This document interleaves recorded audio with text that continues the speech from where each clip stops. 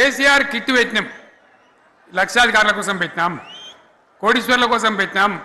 ఎవరి కోసం పెట్టినాం? కేసీఆర్ కిట్టు పేద ప్రజల కోసం, గ్రామీణ ప్రాంతాల్లో ఉండేటువంటి పేద ప్రజల కోసం పెట్టినాం. ఆడపిల్లంటే 13,000 ఇచ్చినాం, మగపిల్లగానికైతే 12,000 రూపాయలు ఇచ్చినాం.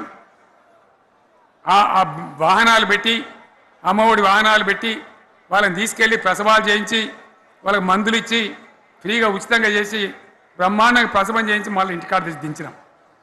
గది బంద్ చేస్తారా? ఎవరన్నా ఎందుకు బంద్ చేయాలి? ముఖ్యమంత్రులుగా పనిచేసే వాళ్ళకు గాంభీర్యం ఉండాలి, ధైర్యం ఉండాలి. రాజశేఖర్ రెడ్డి అనే ముఖ్యమంత్రి ఉండే, నేను చెప్తా ఉన్నా మీ ముందు ఇయ్యాల, ఆయన ఆరోగ్యశ్రీ అని ఒక పథకం తెచ్చిండు. నేను ముఖ్యమంత్రి అయిన తర్వాత అడిగిన, హెల్త్ డిపార్ట్మెంట్ని పిలిచి అడిగిన, ఇది ఏం పథకమయ్యా, బాగుందా అంటే, సార్ మంచిగుంది, ప్రజలకు లాభం అవుతుందని చెప్పింది. నేను చెప్పిన ఆ పథకాన్ని అట్లే పెట్టండి, ఆ పథకాన్ని మార్చకండి,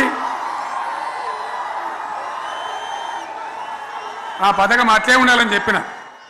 అక్కడ చెప్పడం కాదు, నేను అసెంబ్లీలో చెప్పిన, ఇది మా స్కీమ్ కాదు, కాంగ్రెస్ గవర్నమెంట్ ప్రారంభించింది, దాని పేరు కూడా మేము మారుస్తలేం, కానీ కొనసాగించాలని చెప్పినాం, కొనసాగించినాం.